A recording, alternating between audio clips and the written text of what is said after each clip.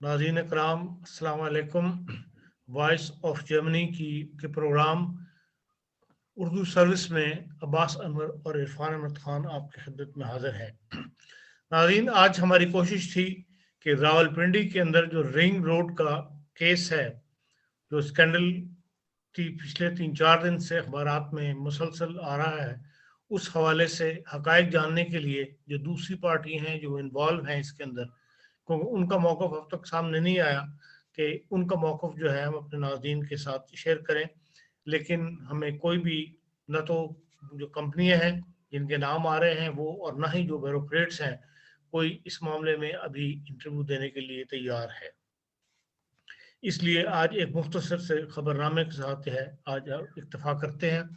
और खबरनामे में सबसे अहम खबर तो वही है जो इसराइल और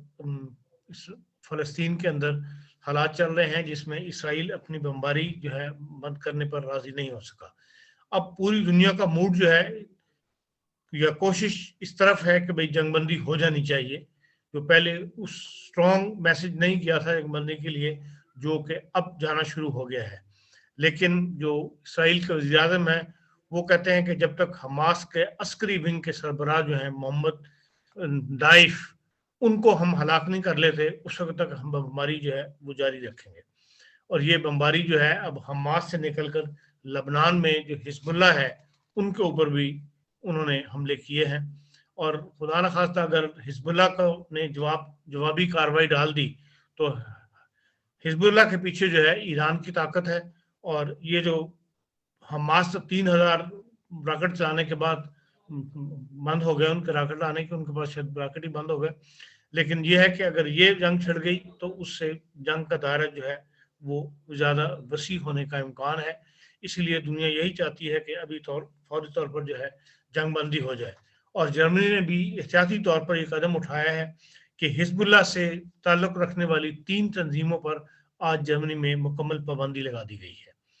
उनमें से 2 तंजीमें तो फ्रैंकफर्ट में ही थी, पीपल फॉर पीपल, और एक का नाम था गिव पीस, और तीसरी जो थी वो ब्रेमन के अंदर अल मुस्तफ़ा के नाम से थी। इन्होंने 8 सूबों के अंदर अपने दफ्तर कायम किए हुए थे। गो इनकी तादाद, मेंबरान की तादाद थोड़ी है। जर्मन हुकाम के मुताबिक 1050 आदमी जो हैं वो इन तंजीमों से वाबस्ता थे, लेकिन ये पैसा इकट्ठा करती थी जर्मनी से, और उस पैसे को जो है वो हिजबुल्ला को लबनान में भिजवाती थी। और अब उन्होंने आज 8 सूबों में इनके दफातर बंद कर दिए हैं, जगह जगह इनके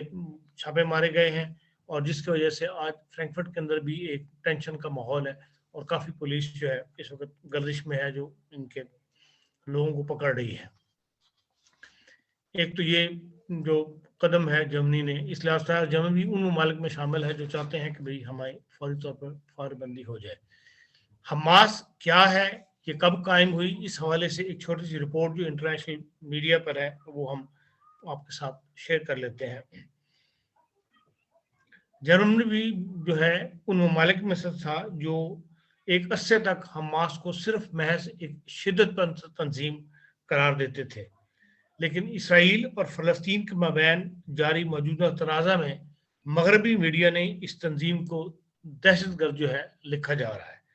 और इसकी वजह यह है कि यूरोपीय यूनियन के ज़्यादातर मगरबी ममालिक जो हैं वो अमेरिका और हमास को, मगरबी ममालिक और अमेरिका जो है हमास को दहशतगर्द तंजीम करार दे चुके हैं। मगरबी ममालिक में से सिर्फ नॉर्वे और स्विट्ज़रलैंड ही ऐसे ममालिक हैं जिन्होंने अब तक हमास को दहशतगर्द तंजीम जो है वो करार नहीं दिया, और सख्तगीर जानबदार पॉलिसी इख्तियार करते हुए हमास के साथ जो है वो सफारती तल्लुकात भी जो है वो इन्होंने कायम कर रखे हैं। हमास का वजूद 1980 की दहाई में अमल में आया था, और उस वक्त हमास यासर अराफात की क़यादत में फ़लस्तीनी जमातों के इत्तेहादी तंजीम जो है PLO, उनकी मुखालफत में जो है बनाई गई थी। और कहा यह जाता है कि इसको बनाने में इसराइल की फ़ौज के एक ब्रिगेडियर ने हिस्सा लिया था। उस ब्रिगेडियर ने एक अपनी किताब भी लिखी है जिसके अंदर उसने हमास की तैयारी में और जो काम किया, जिस तरह हमास को उसने खड़ा किया, उसकी जो है तफसील उसने बयान की हुई है। हमास के बारे में ये भी कहा जाता है कि इब्तदाई दिनों में इसराइली हुकूमत जो है वो पूरी तरह इसकी माली मुआवनत भी कर रही थी, ताकि उस वक़्त उनका मकसद ये था کہ یاسر عرفات کو جو ہے کمزور کیا جائے۔ اور پی ایل او کے برعکس جو ہے اب حماس اسرائیل کے وجود کو تسلیم نہیں کرتی۔ تنظیم کے جو علامت ہے اس میں یروشلم کا جو سنہری گنبد ہے اس کو بھی انہوں نے شامل کیا ہوا ہے، اور اس پر موجود نقشے میں اسرائیل، غزہ اور جو ویسٹ بینک سمیت تمام علاقوں کو فلسطینی ریاست کے طور پر دکھایا جاتا ہے۔ یہ فرق ہے پی ایل او کی تنظیم میں اور حماس کے اندر۔ اور یاسر عرفات نے 1993 میں اوسلو معاہدے کے تحت اسرائیل کے ساتھ قیام کا اعلان کیا تھا، جس کے بعد سے 1987 سے شروع ہونے والے پہلے انتفاضہ کا اختتام ہوا، اور حماس نے امن عمل تسلیم کرنے سے انکار کیا اور اسرائیل کے خلاف عسکری کارروائیاں جو ہیں وہ جاری رکھیں۔ سن 2006 کے عام انتخابات میں حماس نے غزہ پٹی میں اکثریت حاصل کی، اور بعد 2007 میں فتح اور حماس کے مابین پرتشدد جھڑپوں کے نتیجے میں غزہ پٹی پر جو ہے وہ حماس نے قبضہ کر لیا۔ تب سے مغربی کنارے پر مغرب محمود عباس کی قیادت میں الفتح پارٹی کا کنٹرول ہے، اور غزہ جو ہے جو مین شہر ہے وہاں پہ وہ بدستور حماس کے کنٹرول میں ہے۔ حماس نے غزہ پٹی سے اسرائیل کے خلاف اپنی جنگ جاری رکھی ہوئی ہے، اور وہ اسے اپنا دفاع قرار دیتی ہے۔ اس تنظیم اور اسرائیل کے مابین سن 2008، 2012 اور 2014 میں جو ہے شدید جھڑپیں ہوئی ہیں، اور 2014 کے بعد اب 2021 میں جو ہے یہ شدید نوعیت کی جسے کہتے ہیں جنگ جو ہے وہ چھڑی ہوئی ہے۔ غزہ پٹی کا شمار دنیا کے سب سے زیادہ گنجان آباد علاقوں میں ہوتا ہے۔ مصر، اسرائیل اور ساحلی علاقوں کی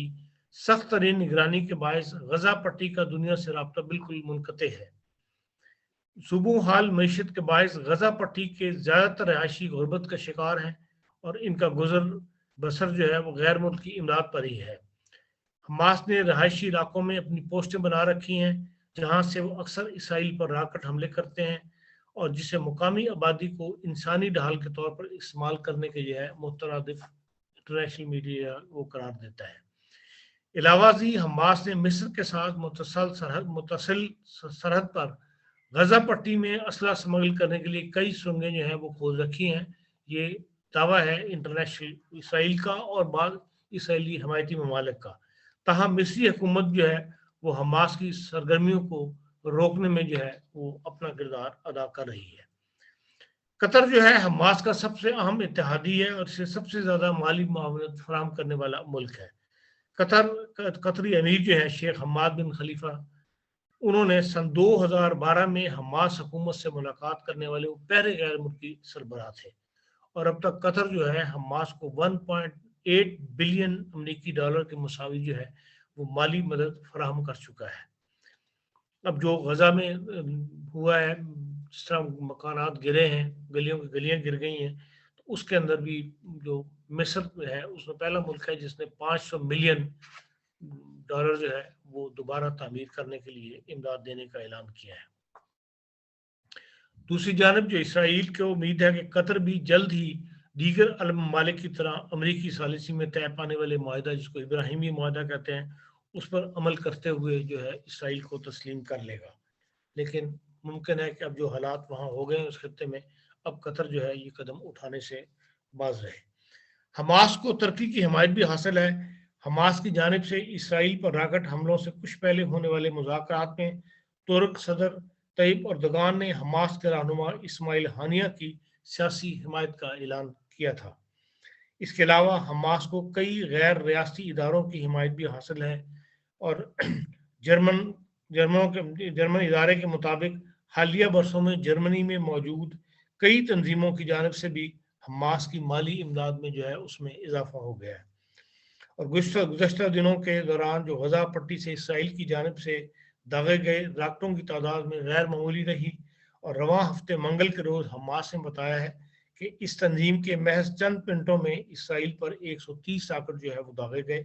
اور اسرائیل ایئر ڈیفنس سسٹم جو ہے اس نے ان میں زیادہ تر کو جو ہے ناکارہ بنا دیا،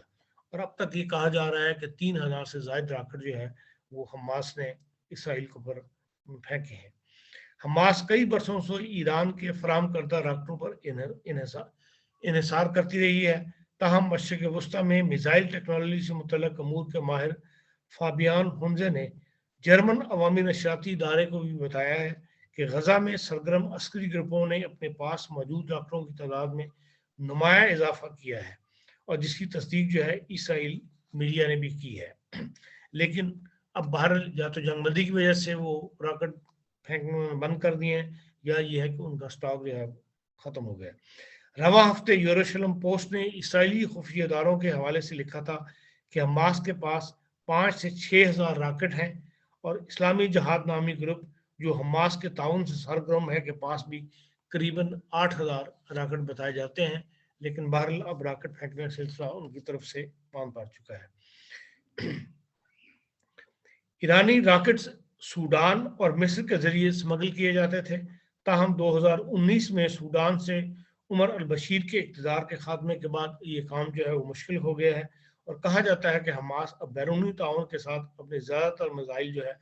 وہ غزہ پٹی پر بنانے کی کوشش کر رہا ہے۔ یہ تو تھی حماس کی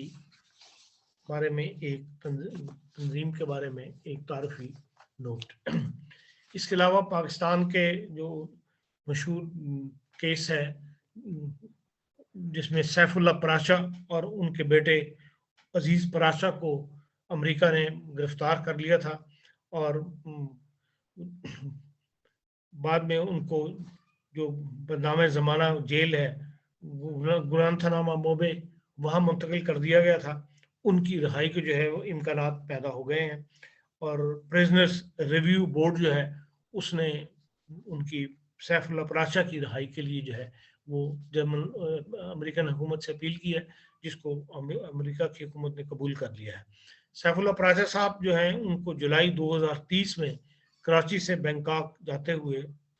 کراچی سے بینکاک پہنچے ہیں تو وہاں پر CIA نے گرفتار کر دیا تھا، جہاں سے ان کو بلگرام ایئر بیس پہ افغانستان منتقل کیا گیا، اور پھر ان کو امریکہ میں جو بدنام زمانہ جیل ہے وہاں پر بھجوا دیا گیا، اور وہ 17 سال جو ہے وہ بغیر کسی مقدمے کے اور بغیر فرد جرم عائد کرنے کے ان کو 17 سال جیل میں رکھا گیا۔ سے پہلے ان کے بڑے بیٹے کو جو عمر عزیز جس کی عمر 23 سال ہے، اس کو مارچ 2003 میں نیو یارک میں گرفتار کیا گیا تھا، اور اس کو جو ہے 2020 میں رہائی ملی۔ وہ عدالت نے اس کو 30 سال جیل کی سزا دی تھی، لیکن یہ ہے کہ 16 سال کے بعد ہی امریکہ نے کہا کہ ہم مزید اس پر خرچہ نہیں کرنا چاہتے، ہمیں اس سے کوئی خطرہ نہیں رہا، اور ان کو رہا کر دیا گیا۔ اس فیملی کو گرفتاری کی وجہ یہ بنی تھی کہ سیف اللہ پراشا صاحب جو ہیں یہ 1970 میں امریکہ گئے تھے، جہاں انہوں نے پڑھائی کرنے کی کوشش کی، لیکن اپنا ڈگری مکمل نہیں کر سکے۔ پھر انہوں نے ایک ٹریول ایجنسی کھول لی، اور اس کے بعد پاکستان آ کر یہاں انہوں نے جو ہے وہ تعمیراتی کمپنی کھولی، جس میں انہوں نے فلیٹس بنا کر بیچنے شروع کیے تھے، اور جس میں کافی کامیاب رہے۔ اور اسی دوران انہوں نے دسمبر 1990 اور جنوری 2000 کے درمیان 2 بار اسامہ بن لادن سے ملاقات کی تھی امریکہ جا کر، اور امریکہ میں انہوں نے افغانستان جا کر، اور افغانستان میں اس ملاقات کے دوران انہوں نے اپنا جو کارڈ ہے وہ اسامہ بن لادن کو دیا تھا، اور وہ کارڈ جو ہے امریکنوں کے ہاتھ لگا۔ اس طرح کے القاعدہ کے کسی دفتر پہ یا امارات کی کسی جگہ پر انہوں نے بمباری کی تھی اور ریڈ کیا تھا، اور اس ریڈ میں وہ کارڈ امریکہ کے ہاتھ لگا، اور امریکہ نے پھر اس پر تحقیق کرنی شروع کی۔ اور ان بیٹوین جو ہے جو شیخ عمر مشہور آدمی ہیں، وہ انہوں نے کراچی میں آ کر ان سے ملاقات کی سیف پراشا صاحب سے، اور نام جو ہے اپنا میر بتایا، میر نامی، اور یہ ملاقاتوں کا سلسلہ بڑھتا رہا، اور انہوں نے وہاں پر انویسٹمنٹ کرنے کی کوشش کی، ان کو لالچ دیا کہ وہ ان کی تعمیراتی کمپنی میں جو ہے وہ کئی $1 ملین جو ہے وہ انویسٹ کر سکتے ہیں۔ بہرحال یہ ایک رابطے کا ذریعہ بن گیا تھا ان کے ساتھ۔ اور جس دن شیخ عمر کو گرفتار کیا گیا راولپنڈی سے، اور اس کی اخبار میں شائع ہوئی، تب پتہ لگا سیف اللہ پراشا صاحب کو کہ یہ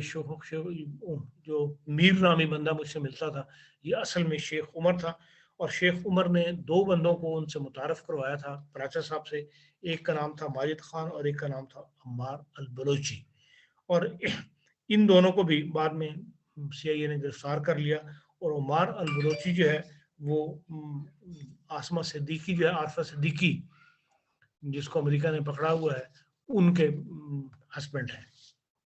یا ان سے ان کی شادی ہوئی تھی جو بعد میں کہتے ہیں علیحدگی ہو گئی تھی. لیکن بہرحال یہ پوری کہانی جو ہے ان لوگوں کے گرد گھومتی ہے، اور یہیں سے سیف اللہ پلازا صاحب کے رابطے پکڑے گئے، اور جو انہوں نے قبول کیا کہ بھئی مجھے یہ پتہ نہیں تھا کہ یہ القاعدہ کی تنظیم کے ساتھ ان کا کوئی رابطہ ہے. لیکن بہرحال اسامہ بن لادن سے ان کی ملاقات جو ہے وہ ان کو بہت مہنگی پڑی، اور اب ان کو 16-17 سال کے بعد جو ہے وہ امریکہ سے رہائی نصیب ہوگی. تو ناظرین، یہ تھا ایک مختصر سا آج کا خبر نامہ، اور کل انشاءاللہ دوبارہ پھر آپ کی خدمت میں حاضر ہوں گے. اللہ حافظ.